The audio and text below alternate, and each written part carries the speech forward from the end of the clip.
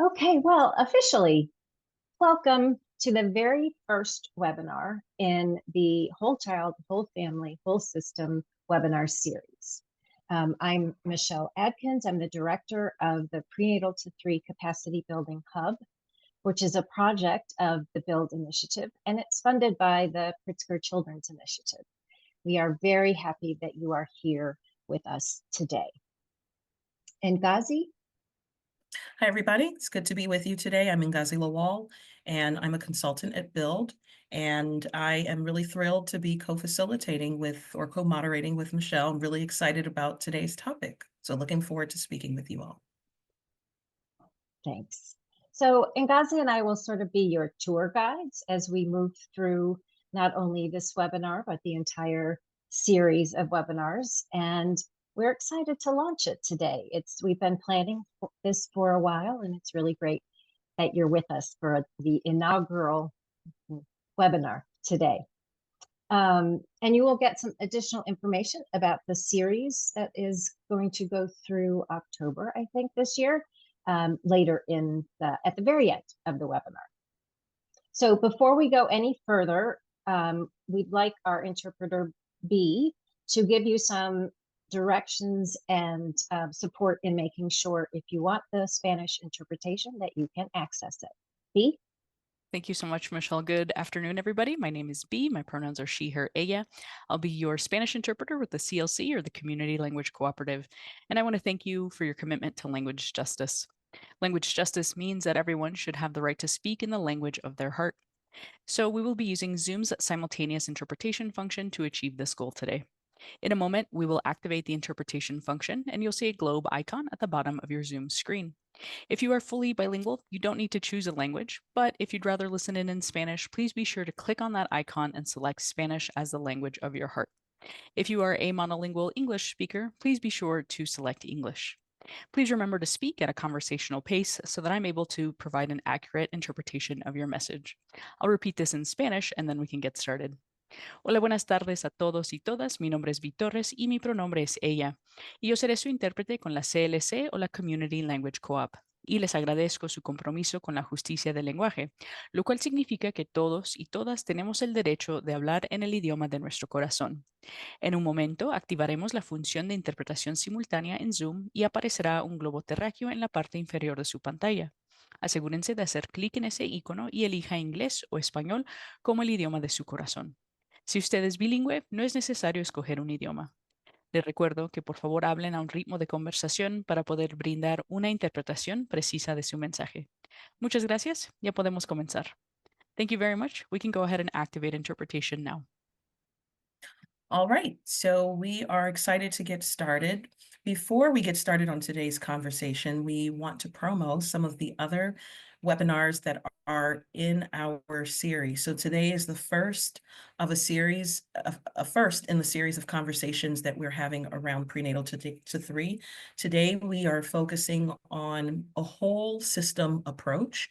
So that's looking at the various aspects and layers that are important to tend to as systems builders. All of us on this conversation, I'm going to presume, are a system builder in some way, even if you don't think of yourself traditionally. We're all a part or a piece of the system.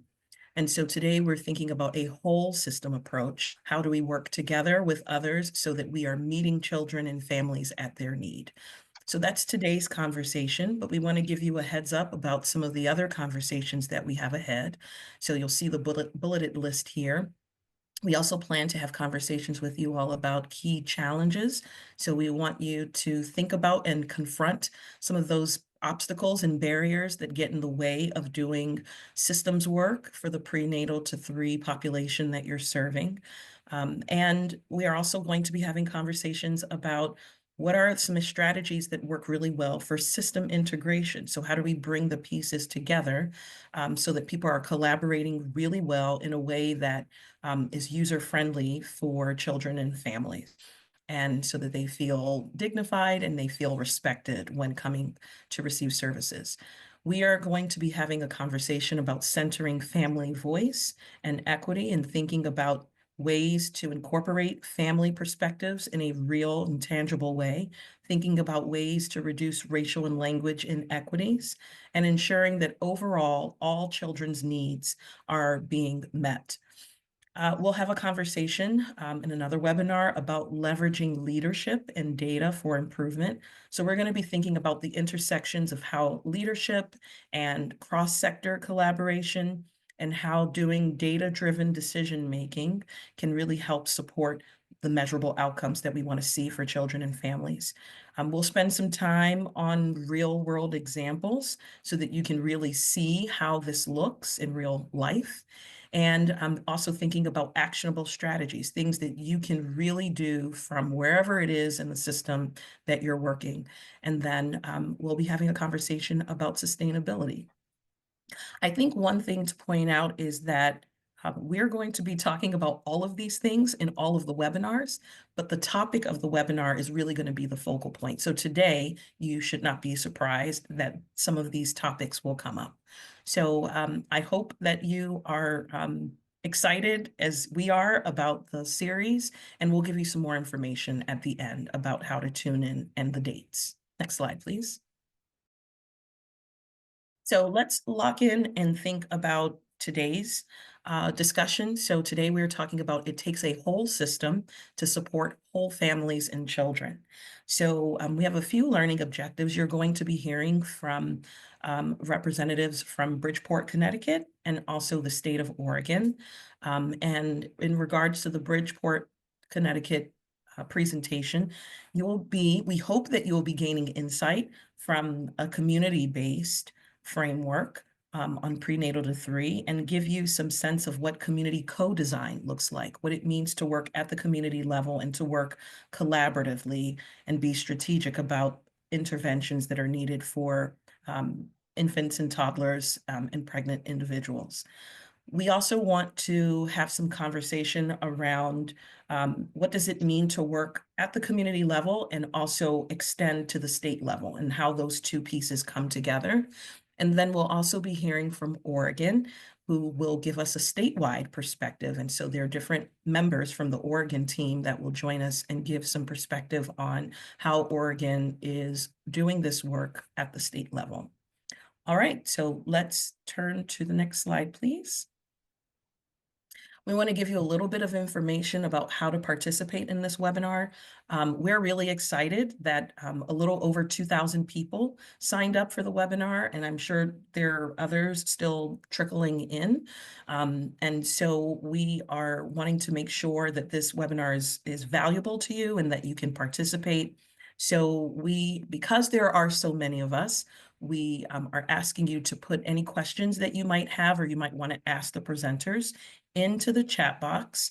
Obviously, we will not be able to get to all of them. We will do our very best to get to as many as we can. We did ask in advance if you could send some burning questions that you have, and so we'll try to get to those and prioritize those and try to get to as many as we can in the chat box.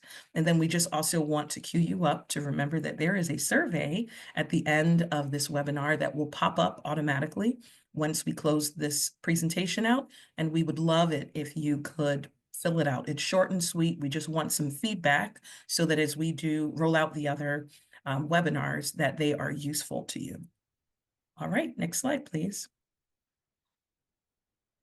So here are our lovely esteemed presenters for the day.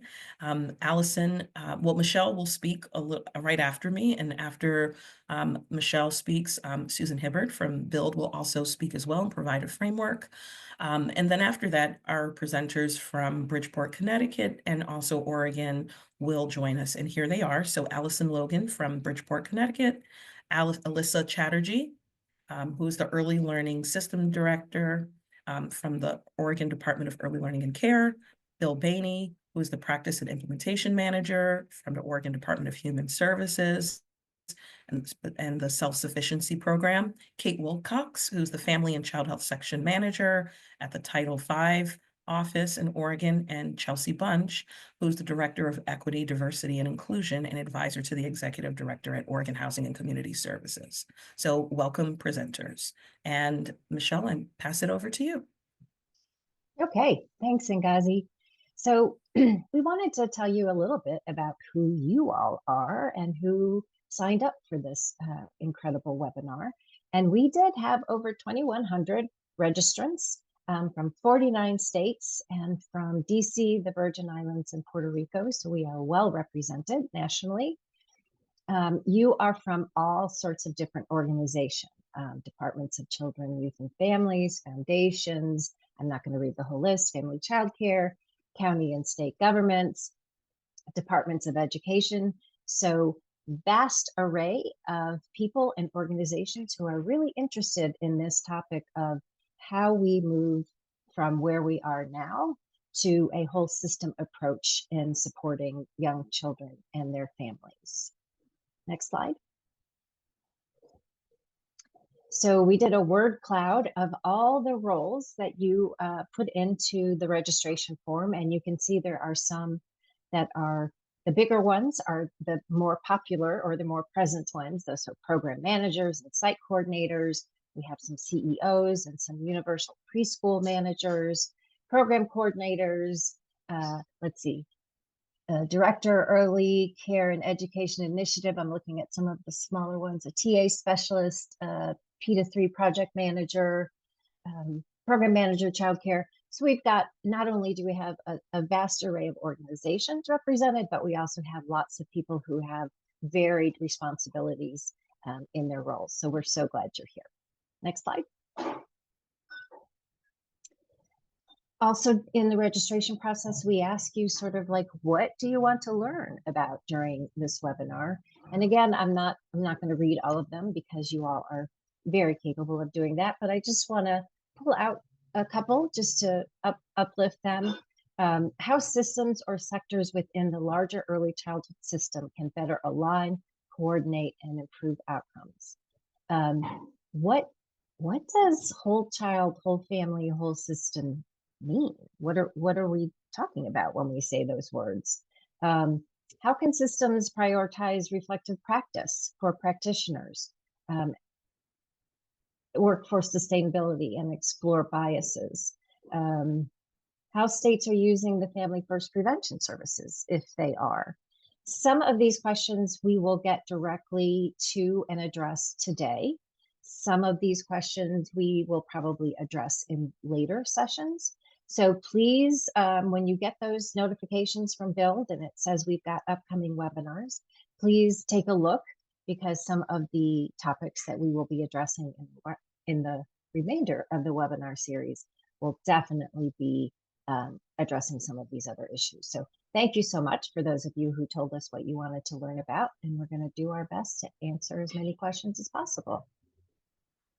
So next slide. Okay. So because so many of you are familiar with Zoom, you have probably experienced a chat waterfall. If you haven't, this is how it works. We want you to answer the question using one or two words. How would you describe the early childhood system in your state? So we want you to type that out in the chat and then not do anything. Just put it in there. And then I'm going to give you a couple of seconds to think about that. Enter those words, keep them to yourself for now. And then in just a minute, oh, we've got lots coming in already. So everybody go ahead and hit enter, and let's see what we've got. Bureaucratic, underfunded, broken, siloed, understaffed, fragmented, incomplete, promising, love that, changing, yes, emerging and growing. So some of us are emerging and growing, and some states feel that like they're stagnant, underfunded. We're trying. Yes, I believe every state is trying to do the best they can. We're evolving. We're not prioritized yet, so very essential. Absolutely. Focused. I think that's great. Let's end on focus. We know there are lots of other things that are going on, and it does feel like we've got lots and lots of work to do in early childhood to eliminate silos and bring our systems together. But that's what this webinar series is about. And so we're going to give you strategies to help you do that in your own states and communities. So I think that's the end for me.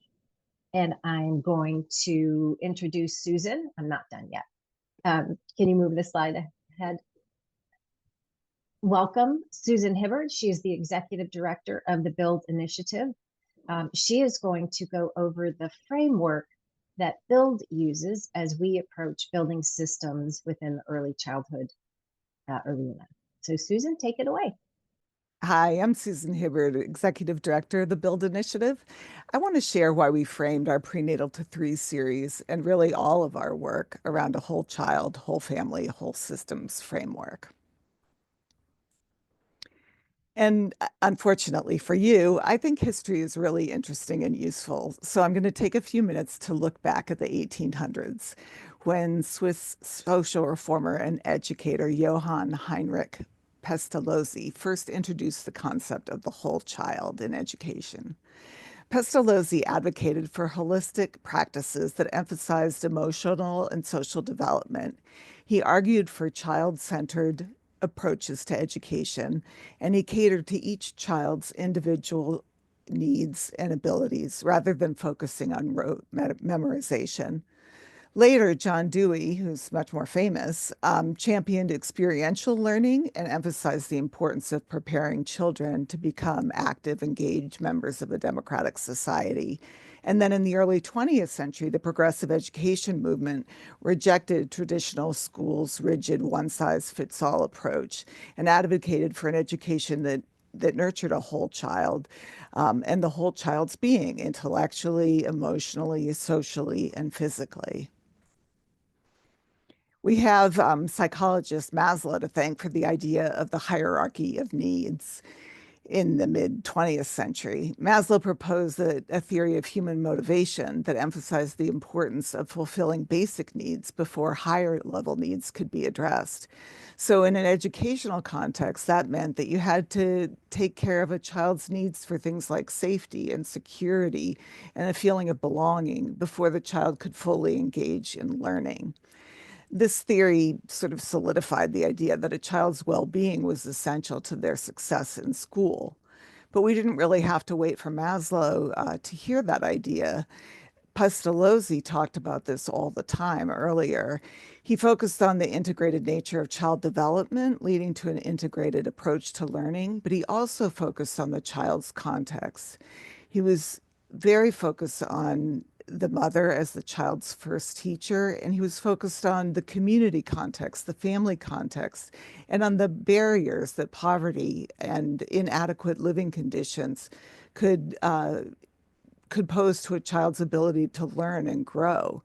Pestalozzi started housing initiatives and initiatives that focused on children's living conditions. And he recognized that good housing, proper nutrition, and emotional support were essential for children to thrive. So he was our kind of guy.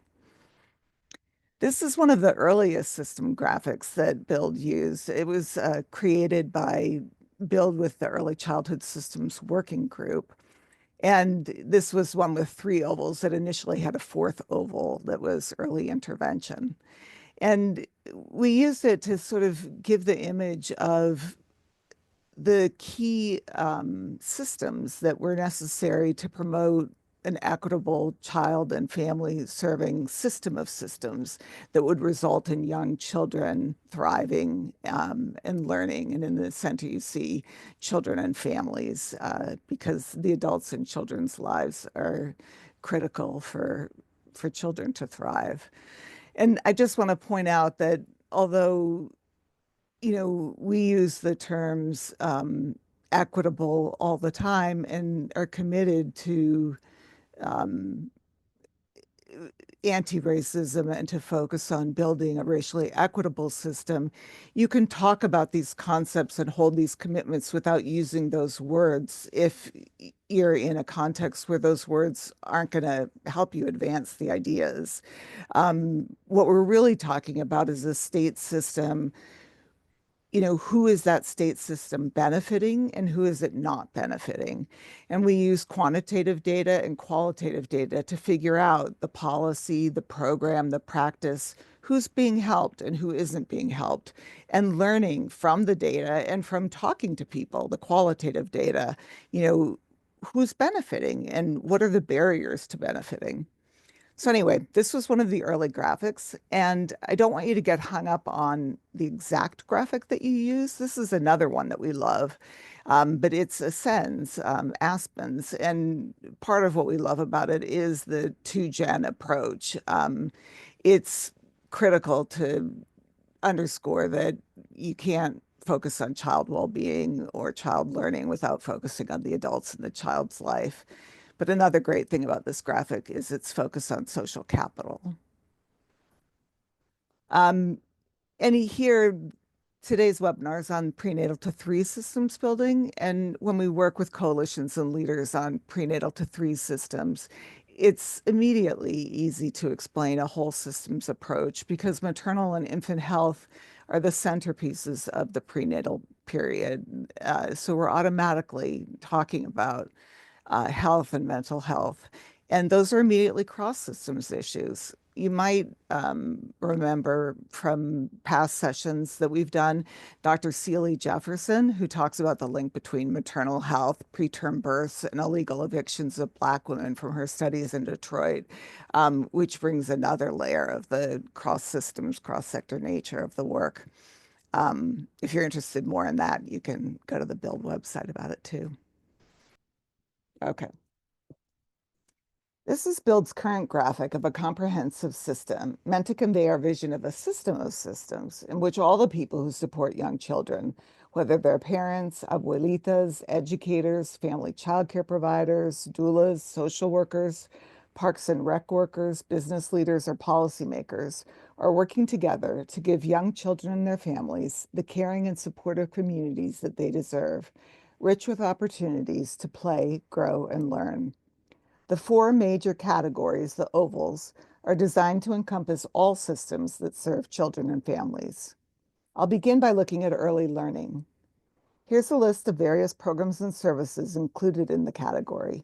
Note that it includes not only early care and education programs, but also other resources that support early learning, like libraries and museums. Next, we have where we should have started if we were following Maslow's hierarchy of needs: support for economic self-sufficiency, which includes everything from job training and placement to tax credits, and then family support, and then health and mental health and nutrition. In a comprehensive and aligned system that's working well, all programs and services would be working together seamlessly, not in silos. And now you're seeing the 6 leadership practices that are listed as arrows that are needed to build systems and dismantle barriers to and create opportunities for the optimal development of young children. These 6 leadership practices are collaborating with cross-sector leaders, building leadership capacity, using data to identify disparities and strategic interventions, acting intentionally to reduce racial disparities, measuring impact and continuously improving, and engaging with and centering the voices of families and communities.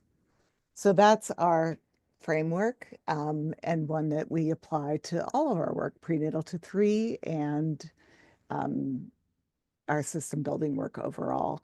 And I'm going to turn it over to Allison Logan, who's going to talk about this kind of work on the ground, about the baby bundles. Hi, everybody. I'm Allison Logan. I'm from Connecticut, and today I'm going to talk about a journey from a community systems, prenatal-to-three systems building movement in Bridgeport, Connecticut, and how that movement actually is moving across the state of Connecticut. So a little bit about Bridgeport history. If you see, Bridgeport is circled in the picture on the right, and it's located within one of the richest counties in America, Fairfield County, which is right by New York City. So if some of you don't know about Fairfield County, it's the richest county in America. And Bridgeport is located in the middle of that. And many of Bridgeport's young children live with limited resources and a lot of social vulnerability in Bridgeport. So how did the prenatal-to-three movement become a focal point for Bridgeport? We started a collective impact movement. We were a collective cradle-to-career movement under Strive Together. Some of you on this call probably have a Strive Together or a part of a Strive Together. And so we were a collective impact movement. And we had something called a Community Action Network, which we began in 2016 and 17. And we started with collecting data. Part of the collective impact under Strive Together is a really robust in data collection. So we collected Head Start data that 75% of the 3-year-olds in Bridgeport did not reach age expected milestones. 21% of mothers had no or inadequate prenatal care, and 63% of the city's 2,000 yearly births were Medicaid funded, which made Medicaid a really large lever in Bridgeport. We spent a year doing a landscape analysis. You can see the pictures of the 2 summary reports there, where we looked at all of the assets in Bridgeport, and we looked at where the churches were, where the services were, where the mental health services were, and where folks really came together doing this collective impact work and created this landscape analysis for us to really look at where the assets were and where the barriers were in the city.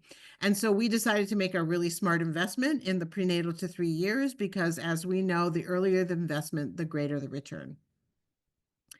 So this community movement was co-designing with community. Oftentimes movements like this or system building efforts have all of the system players, but not the community. And this was really intentional in this work that we built with the community, and we hosted community events through baby showers, listening sessions, doula town hall events. And we actually collected data from the community that really built upon the data that we already have. So this lived experience data revealed it was difficult to access and navigate services in Bridgeport. There was a lack of awareness. There was a desire for more parenting supports. Home visiting was associated with DCF, so there was a stigma. There was a lot of lack of trust of the healthcare system and the systems of support in the city. The lack of access to supports and basic needs, and a high rates of feeling disconnected and maternal depression indicators. So we spent a year collecting lived experience data as well. And so what we did is we created something called the Bridgeport Baby Bundle, and the model origins from this were really starting with children, family, and communities. We had community members that we paid as consultants to sit on all of our decision-making tables. So we really centered the children, family, and communities. We brought together the organizations and their practices, and we really looked at accountability and how to invest in this and create an investment structure that it didn't go away when the grants ran out. So we created an investment sustainability structure along with it. And part of this was a universal education and awareness campaign. We had the Bridgeport Basics, which is modeled after the Boston Basics. We had a huge prenatal to 3 campaign in the city. We introduced Sparkler, which is one of the first app-based parental support tools that actually has the ASQ, the Ages and Stages questionnaire, and the ASQ SE baked into the app. And then we launched Music Together classes across the city. We had a maternity bundle. We incorporated doulas in all of our federally qualified health centers, partnered with OB providers, and we helped launch the Medicaid maternity bundle. And then a hospital bundle. We had the first universal home visiting, partnered with community health worker pilot in the state. And then we also expanded Read to Grow, which was baby books for every baby born in the city. And then also launched Sparkler in the hospital. And we had a pediatric bundle. The Bridgeport Basics was was partnered with the pediatricians. We expanded Reach Out and Read to make Bridgeport a bookend community. So all pediatric partners had Reach Out and Read. And we brought Sparkler into the pediatric offices. And so through these, we had screenings and targeted referrals for families. So we really were working on universal screenings and supports. And then we created a universal referral system to all of the other portfolio of services that were available to the community in Bridgeport. So this as a whole was our Bridgeport Baby Bundle. I'm not going to go through the years, but I put this in there for you so you can reference it, because we went from 2016 and I put all of the steps that we had throughout the years. In 2020, we received a national attention and a first community innovation grant from Pritzker Children's Initiative, which really launched us off. And we had technical assistance provided by Make Home Financing. We had a doula expansion project. So 2020 and 21, even though it was COVID, we had really large expansion because we had a lot of support behind us.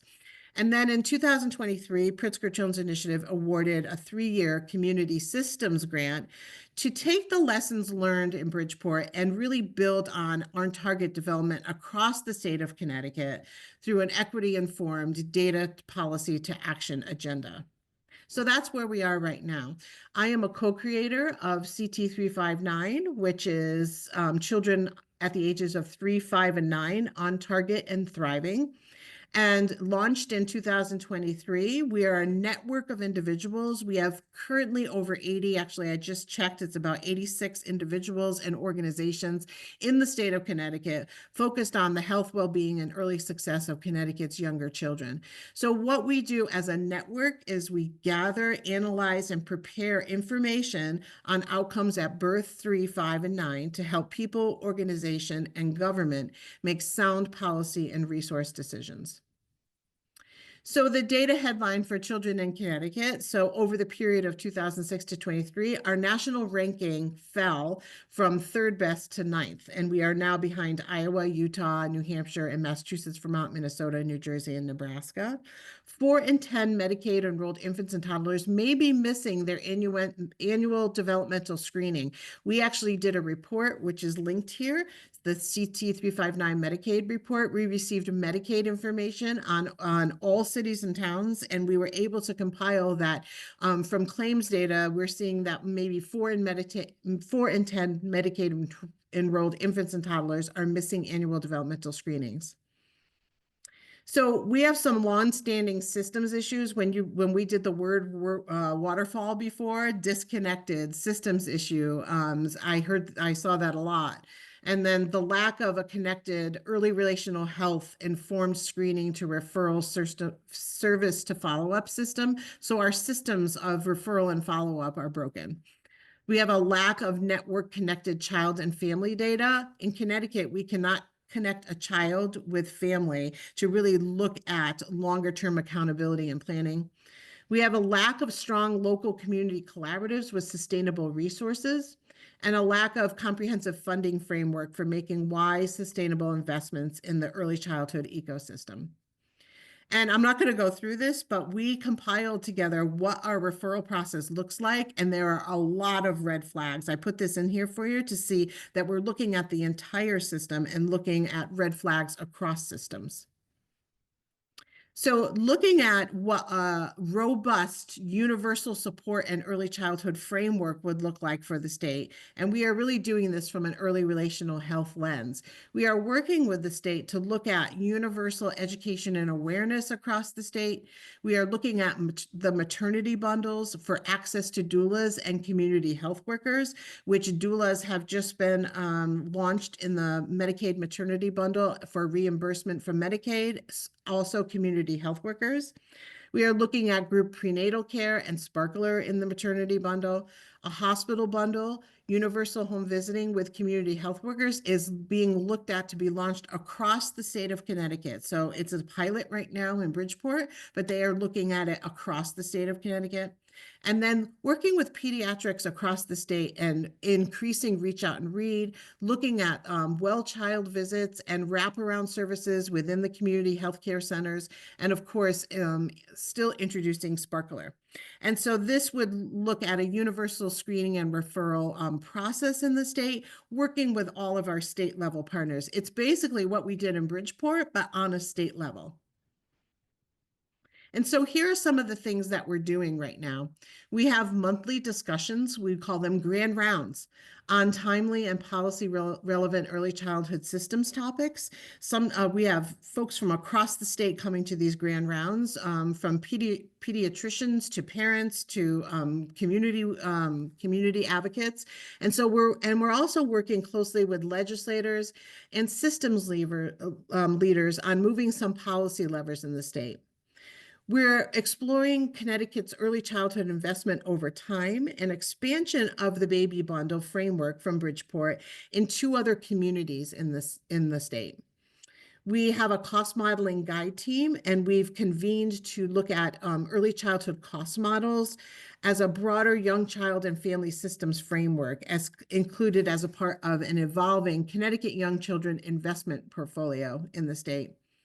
And we're partnering with the Connecticut Project and Stanford University for quarterly rapid EC survey projects. Some of you might have had those in your state, to hear from families across Connecticut about childcare, development, well-being, material hardships, early relational health, and access to supports. We have 18 community collaboratives, which Bridgeport is a part of, across the state, with about 4,000 surveys per cycle. So we're really hearing from families across the state of Connecticut.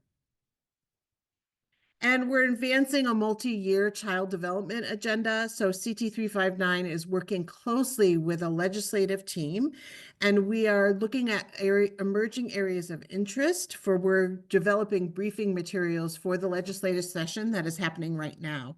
And on the 14th, Senate Bill 6 was introduced by one of our senators, the chair of the Children's Committee, as a carrier legislation for these prenatal-to-3 efforts. And I have to say, this is the first time the state of Connecticut is really making a focus on prenatal-to-3.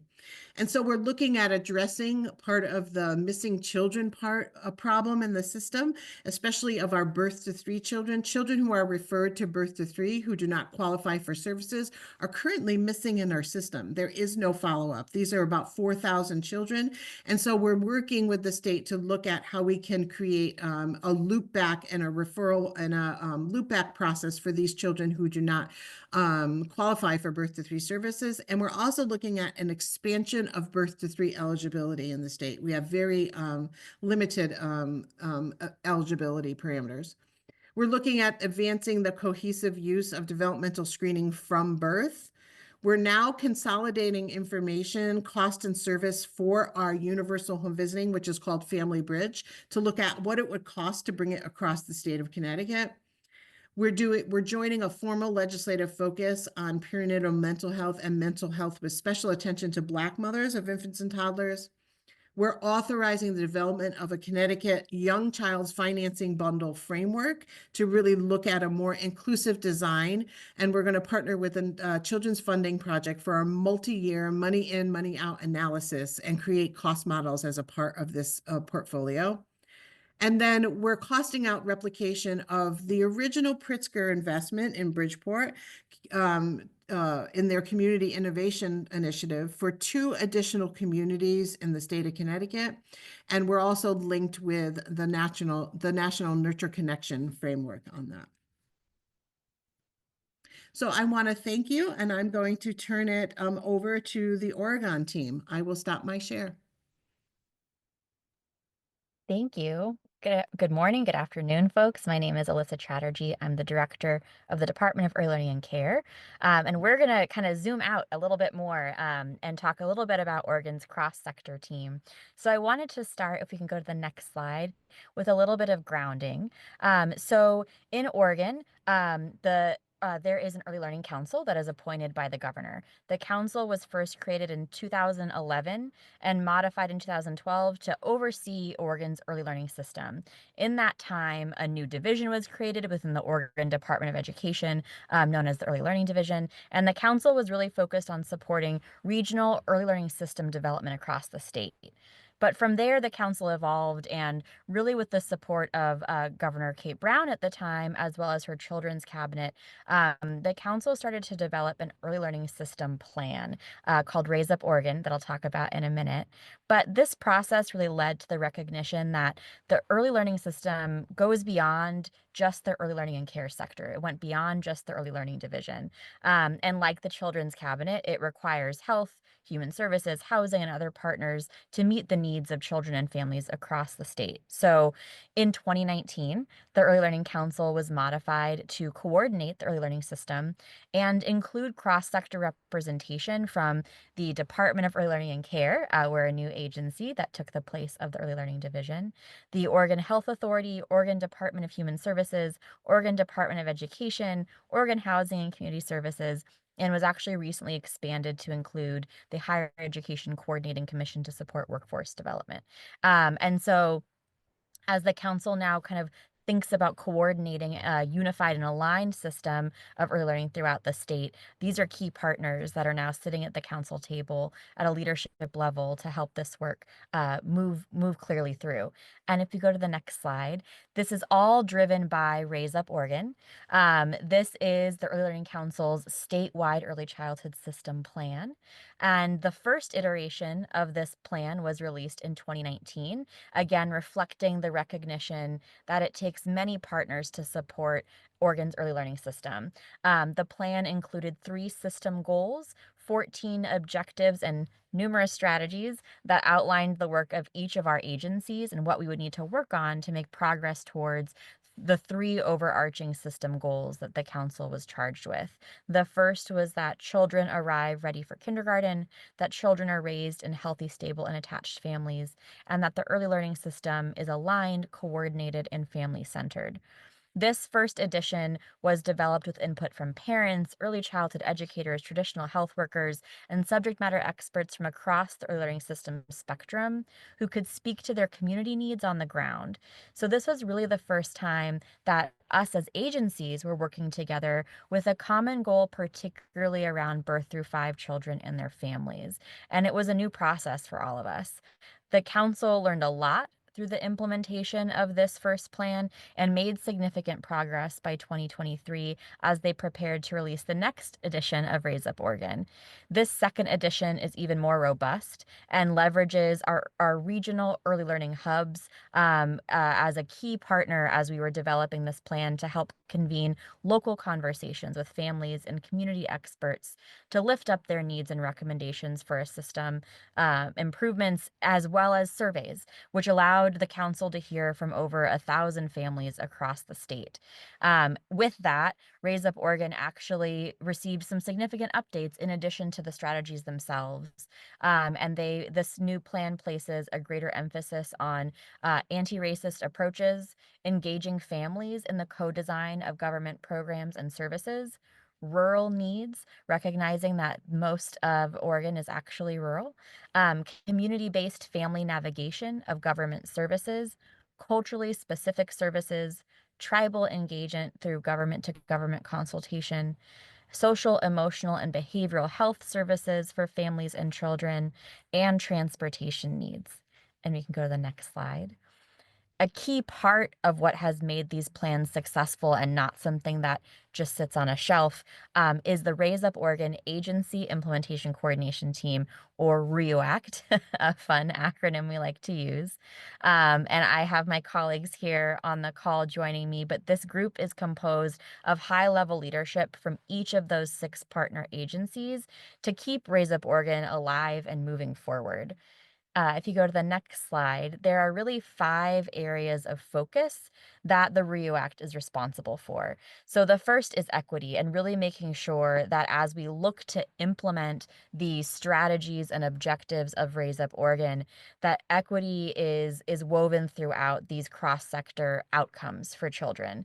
The second is partnership, and again, recognizing that we often need to work together in order to achieve each of these strategies, objectives, and overarching goals. The third is effectiveness. So building off of that, wanting to be sure we're both effectively and efficiently using each other's time, avoiding duplication, making sure we can get services to the majority of children and families, and not duplicate those services between our programs. The fourth is implementation. So this team is really critical for providing the Early Learning Council with recommendations for what they need to be focusing on. Where can we leverage the council's power, authority, and influence in order to lift up important topics and conversations regarding the cross-sector implementation of the plan's objectives and strategies. The council meets every month as well. So we've got REUACT helping us prep, and we have the council meeting monthly to make sure that this plan is continuously being revisited and that those crucial discussions are happening in a public forum. And the last role that they really play is champions. It's really important that the council has director level leadership from each of these agencies, and that REUACT has high level participation to make sure that we can make commitments to drive this work forward and act as champions for early childhood efforts throughout the state. Next slide. So I wanted just to share the team members. You can see here we're in the process of getting a new higher education coordinating commission representative, but there is ample representation from our agency partners in the Oregon Health Authority. We have Kate Wilcox joining us today. From the Oregon Department of Human Services, we have Bill Bainey, the Oregon Housing and Community Services, Chelsea Bunch, and we have leadership from the Department of Early Learning and Care, as well as the Oregon Department of Education, who help keep this work real and moving forward. So I think there's one more slide. Just want to thank you all for this opportunity to share a little bit about Oregon, and want to give some time back so that we've got plenty of time for the panel. So thank you. Okay, everyone, if you would, we're now going to have a panel discussion with these incredible presenters that we have here today. And so we have a couple of questions that we received from you all when you were registering for the webinar. And we want to make sure that we had some time to address those in a panel conversation. And so I want to start with a question to the Oregon team. Can you tell us a little bit about the role of families in your early childhood work at the state level? I'm happy to start. So when we think about the role of families, we know that we need to center families in all that we do, and the state is not always the best partner to do that work in developing direct relationships with families. And so a key strategy we've leveraged, which I mentioned briefly, is we do have regional early learning hubs, and we think about them as the local system partner. So the work we're trying to do at the state level, these are regions that have governance councils with that same membership that we see at the statewide level, and they have trusted relationships in community and are able to lift up family voice. And so that was a key strategy we leveraged in the development of Raise Up Oregon for the council, but also ends up being a pretty common partner as we think about the different ways to incorporate family voice into policy development and service delivery. Great, thank you. That was really helpful. I just want to ask a follow-up question, and it's for the Oregon team. And I'm just wondering, how have you seen family engagement impact the work that you do at the state level? And this wasn't one that we told you we were going to ask, but I'm going to put you all on the spot and say, just sort of, how did it change what the state was doing when you began to hear families telling you what they needed and wanted? Anybody? Bill, go for it. Okay, I think I'd like to answer it in a couple ways, if I may. I think there needs to be the intentional effort of getting the voices of the families that we historically don't have. And I think we often go to those networks that were kind of established, and in a way it just reinforces a system that we currently have, and at times continues to marginalize populations and communities that do not have access. So I think one of the key drivers is, how do you reach folks that don't have a voice and or don't have access? And I think that's where we found one of the most effective strategies that we've had. By the way, I should introduce myself. Bill Bainey, he, him. ODHS, Oregon Self-Sufficiency Program. One of the most effective strategies we've found was really partnering with our community-based organizations that have a trusting relationship with those families that are being served. And really, how do we kind of get that voice? And no, it's not, doesn't have to be ODHS driving that process. How do we access the voice and really be kind of informed by the dreams, desires, the obstacles, access issues that families are illuminating?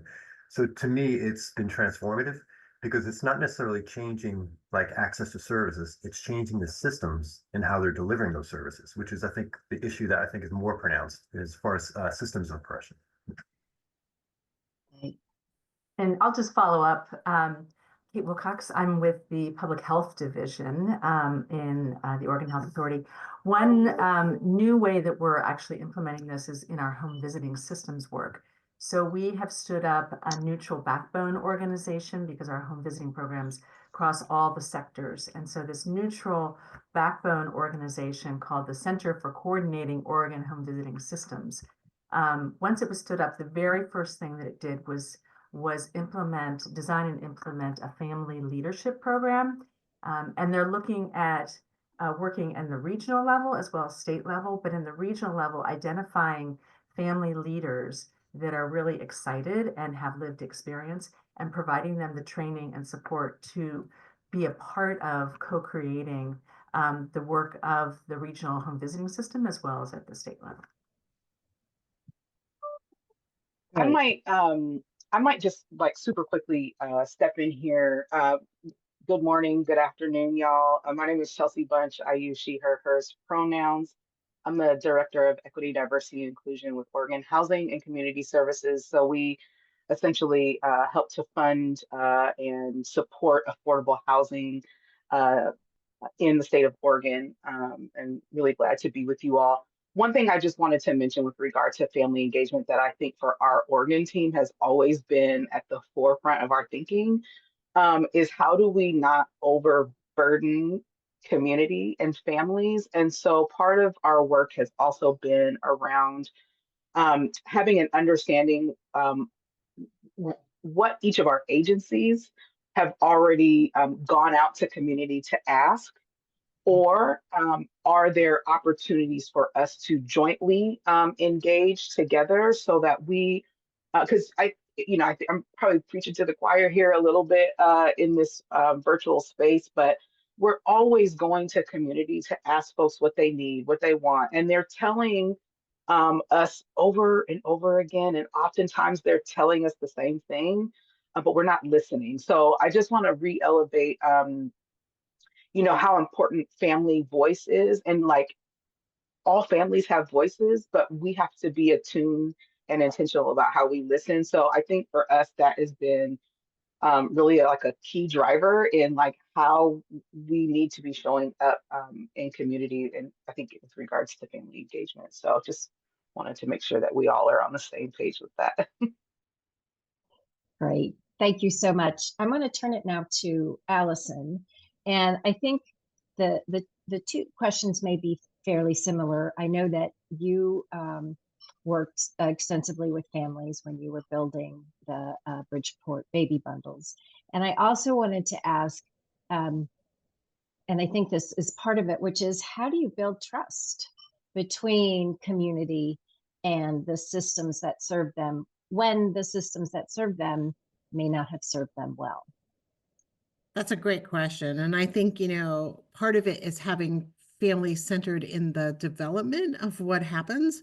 And so when we were actually, let me give you an example. So the universal home visiting, when it came to Bridgeport, we had a community design team that had community members a part of it.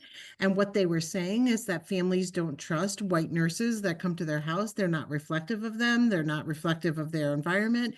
And so it was very intentional that the design, and it took much longer to create the design. It took several months longer because we partnered our our nurse home visitors with community health workers, and now they go out as a team.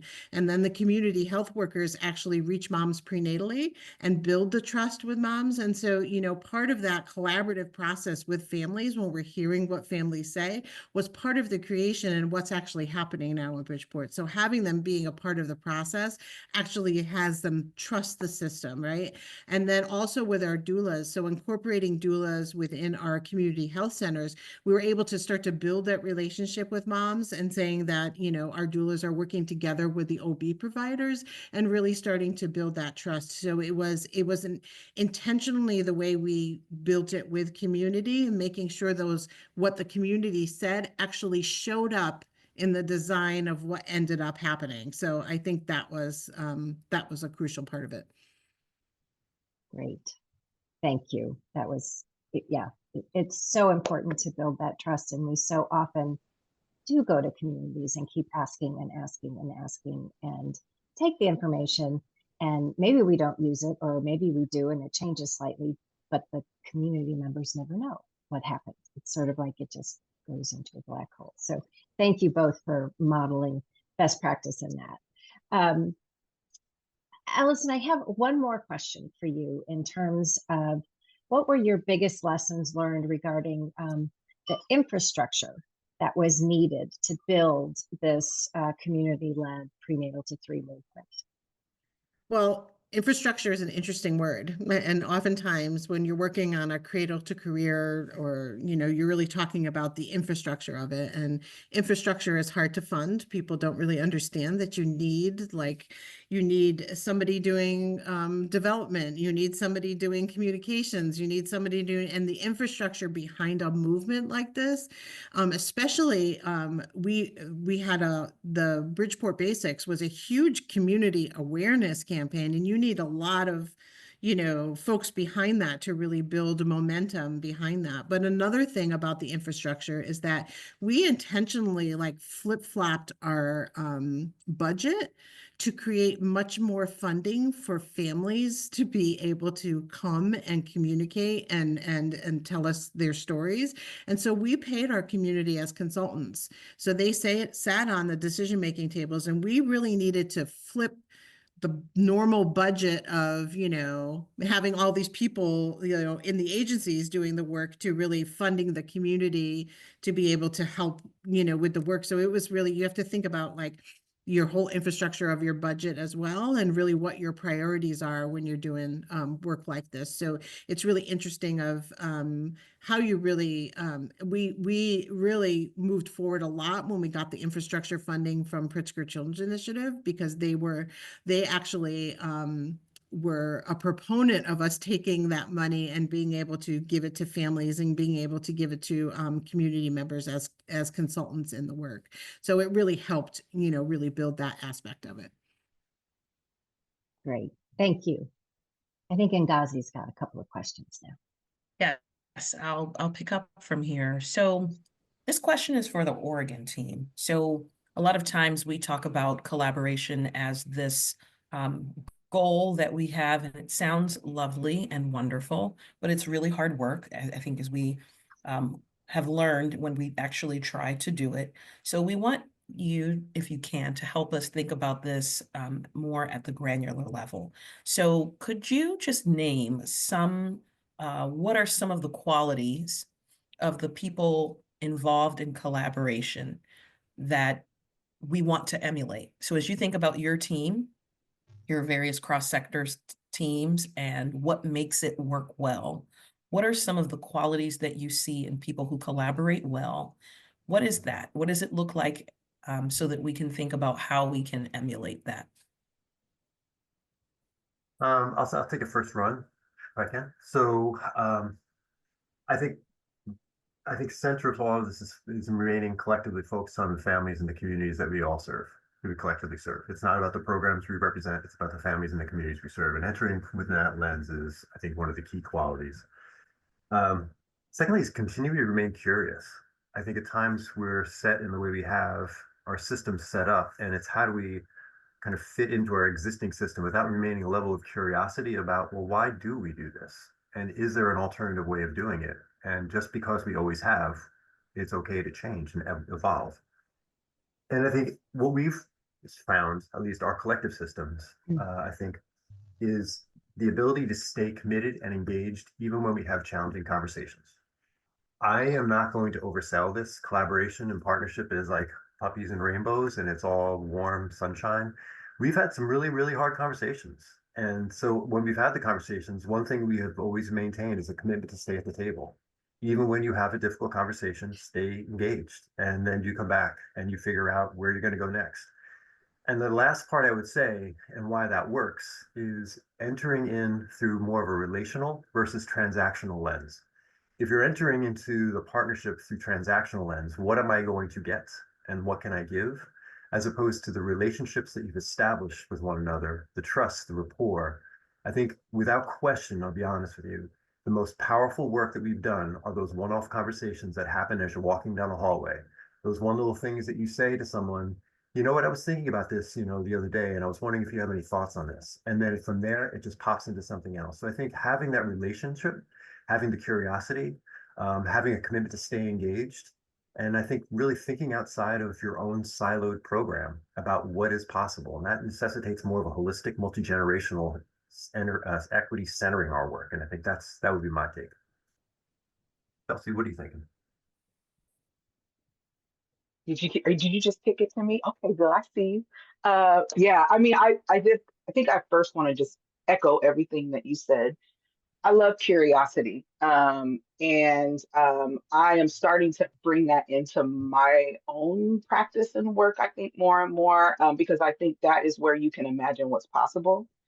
And there is never a time other than now that we need to be imagining what is possible. So I think maybe I want to double down on curiosity is a quality.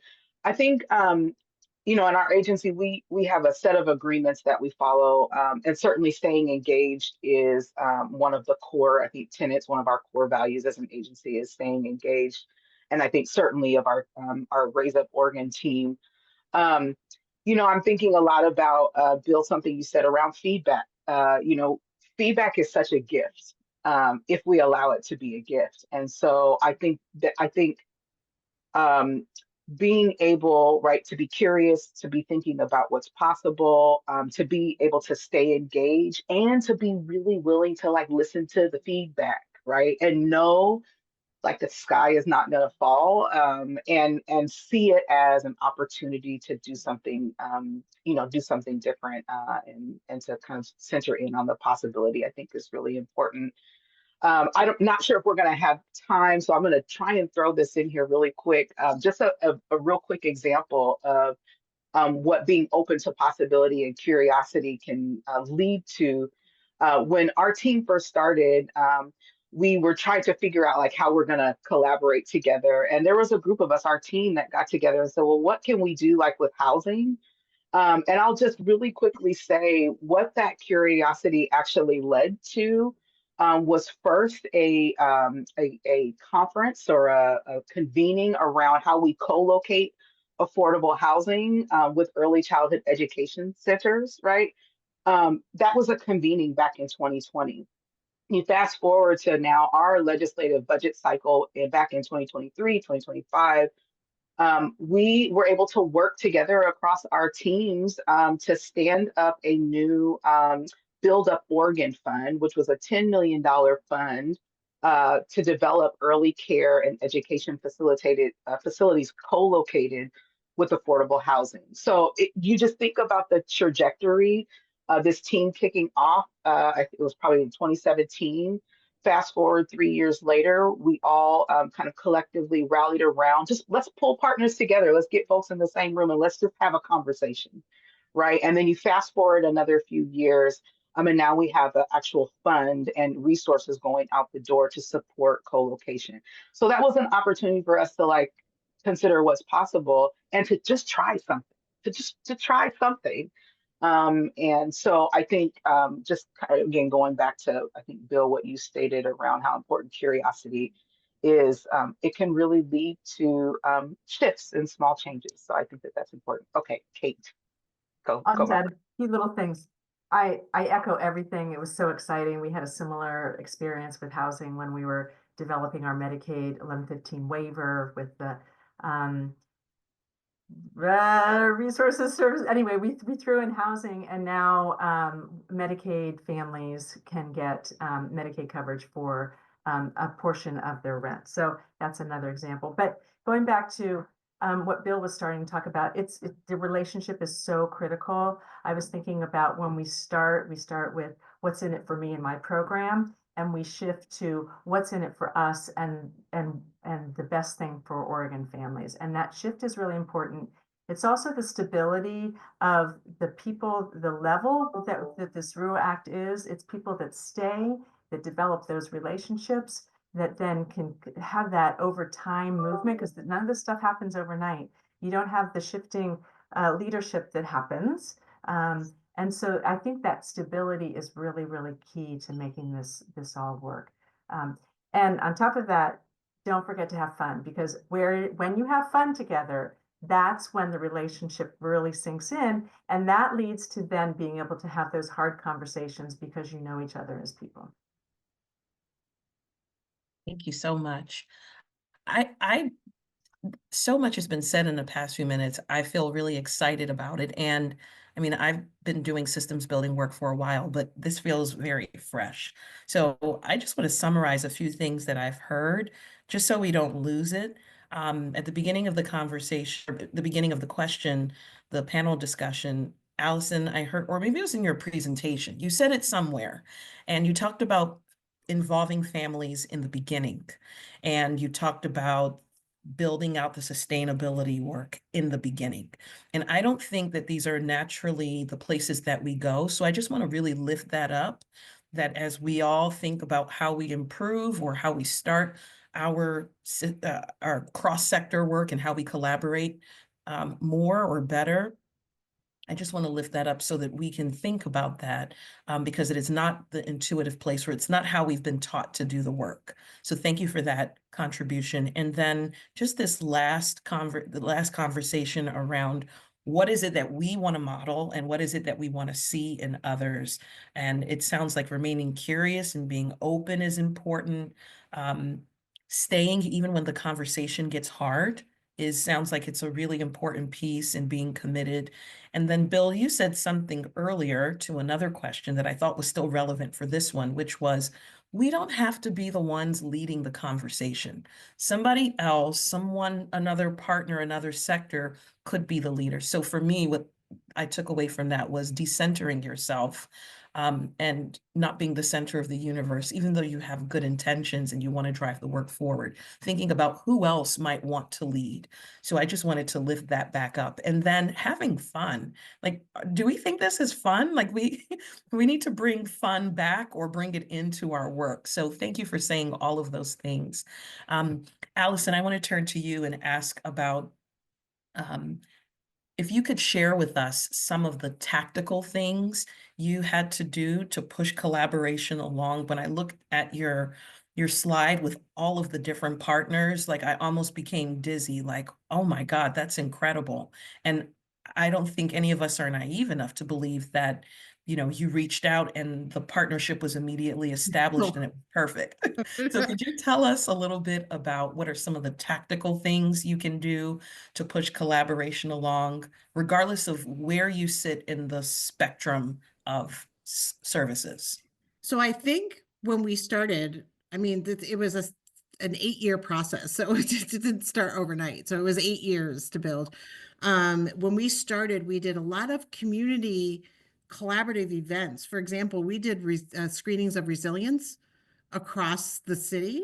We had over 4,000 people coming to resilience screenings, talking about adverse childhood experiences and talking about building positive childhood experiences, and being able to have that with cross-sector partners, not with early care and education, with healthcare, with people who are home visitors. We were able to have those conversations and then build off of what others were doing already. So what you saw, the analysis, the landscape analysis, focused on what people were doing already. So we actually lifted up all the great things that were happening. We did not come at it from a deficit base. We came at it from an asset base.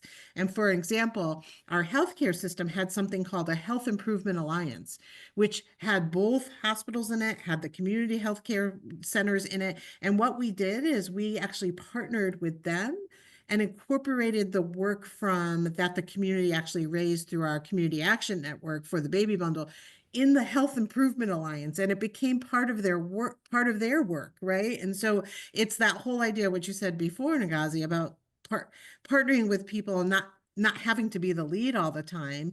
And then all of a sudden, the pieces of the baby bundle were part of the Health Improvement Alliance work, which was a really large kind of systems level work that was happening on the health side. So that really actually cemented the relationship, is building, with the health system there. So I think it really is about, and I think it's, it moves at the speed of relationships. So continuously, and I know for a fact in Bridgeport, and I know other people probably know this, people are continuously in and out of the system. So you're constantly having to reinforce that relationship with new people that are coming in. There were new, presidents of the hospitals that we had to rebuild relationships with. And so making sure that the work is part of a broader work, not specific people, right? So that's why we had it part of the Health Improvement Alliance, that it didn't count on specific people, but it was part of the much broader work, if that makes sense. That does make sense. Thank you for that. So let me turn back to the Oregon team and ask a question about these integration efforts that you talked about. Can you tell us a bit about how it's funded, and what changes to sustainability have you faced? And if you faced any, how have you navigated them? Thank you. Yes. So the Department of Early Learning and Care is a build state. And so we've really been able to benefit from the support of the Build Initiative. They help convene REUACT every month. They help us take the input from REUACT, translate it into meaningful agendas for the council, and keep us on track with actually implementing Raise Up Oregon. So that's really been an invaluable partner and convener for us, and I think has helped when we're having those challenging conversations, just to have that neutral third party bringing us together that we've been able to build relationship with over the years. And this has, I know we got to hear from Chelsea and Kate's examples of some of the other initiatives that have sprung from this, and one of the other big ones has been around home visiting coordination, which Kate spoke to earlier. And so while that is not part of our build work, we were able to collectively, between ODHS, Department of Education, DELC, and OHA, all contribute some funding for Portland State University to help take on that work. And so by leveraging our state participation in build, it's now led to some offshoots of other coordination where our agencies have collectively stepped in and helped fund that. So it didn't happen overnight, but I think we've been able to see the benefit of having those shared spaces and exploring more. But I looked to the team on the sustainability front, because you are the ones that have to make the case and why you should keep showing up. Well, I'm happy to jump in because I think that all of us are deeply committed to this team. I'll just say when I started on the team, I was in a completely different role with my agency. It has been the one body of work, and it is because of the team, and it is because of the relationship and the way that we operate together, and how deep we care about supporting the whole families. That keeps me here. And so I think it's just important to note that, right? And so I think about values alignment is really important for me to maintain my ability to just stay engaged. I'll tell you, challenges always come up. I think the two that have been primary from our perspective in housing has been really around capacity, people capacity to actually be a part of the team. At one point in time in my transition of roles, I thought, oh, I'm going to have to come off the team. But again, like I mentioned, that was a hard decision to make. And so instead, this is where my encouragement comes in, is I brought some friends with me from my agency so that we could tag team. So a few years ago, we actually brought on an additional staff member who works in our affordable housing development division. So they are responsible for like literal sticks and bricks housing development, and has been really a core team member for the Build Up Oregon Fund that I mentioned. So I think not being the only person, like we can't be the only people, we can't be the only representative. We have to be able to share the load and share the love. So I'd say capacity has always been a challenge, and then I think for us, particularly in housing, our purview is really, we have a really broad purview, right? So we are not an agency that necessarily serves just children and families or families with kids 0 to 5. We serve the entire state of Oregon, and we serve such a diverse kind of swath of folks around the agency. And so I think for a bit there, it felt a little hard to find not alignment in values, but in understanding what our agency mission is, and how we could be, while our focus is not as specific, right, as maybe Department of Early Learning and Care, there are some ways that we can be specific. And so trying to find out where those places are. And so I think for us, focusing on co-location has been kind of the prime way that we really see where our alignment really, like tactically where our alignment is. I think just by nature of being housing, that for us really is a social determinant of health. And so we have to be aligned as a system. And we should be aligned as a system, but sometimes even in the actual missions of our organizations, it can feel tricky. And those are places, just going back to something, Bill, that you noted, like those have been some of the hard conversations that we've been able to have, right? Is being really clear about what the expectations are, being really clear about who's going to be participating, how we manage up or manage across, who we need to bring in when. So maybe I'll stop there and see if Bill or Kate, if you have anything to add to that. You said it beautifully, Chelsea. I would just add kind of 3 words that I think go into making this really work. Kindness, we come in with kindness, we come in with curiosity, and we come in with joy. And if you have those 3 elements and align those values, it's not easy. I mean, we still are struggling with how do we get our individual funding streams to come and braid and blend. And there's so many strings attached that aren't we didn't put into place. We still are working really hard on that. But where we can, we've made some nice inroads. So it's a pretty special group.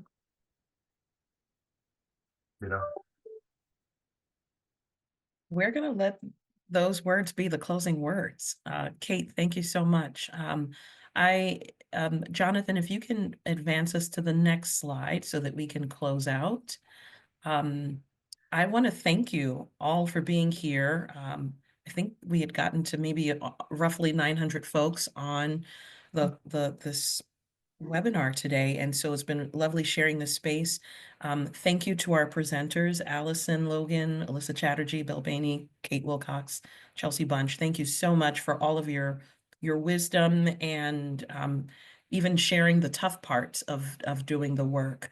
And I want to say thank you to Susan Hibbard and Michelle Adkins for helping lead this session, and to all the people in the background that we don't see that have been doing incredible work, helping to field questions, and Jonathan and so many other people, our interpreters, Bea and Ingrid. Thank you all so much. This has been incredible. I do want you to know that this presentation, the slides, will be available to you. We are going to email it to you. So we got the question a couple of times in the chat box, so I just wanted to make sure that you all knew that. And then I also want to make sure that you're saving the dates for the upcoming webinars. At the beginning of this discussion, I mentioned the topics that we're going to cover for the remaining of the series. Here are the dates, so you can plug it into your calendar when you get the slides. And of course, there will be notifications just letting you know that the topic is coming up. So we hope you're able to join us. And then finally, please fill out the survey as soon as this webinar is over, which will be in probably like 60 seconds. There will be something that pops up in your browser that asks you some questions about how today's conversation went, and we really would like to get your feedback. So please do complete the survey. So thank you, and have a great rest of your morning, afternoon, wherever you might be.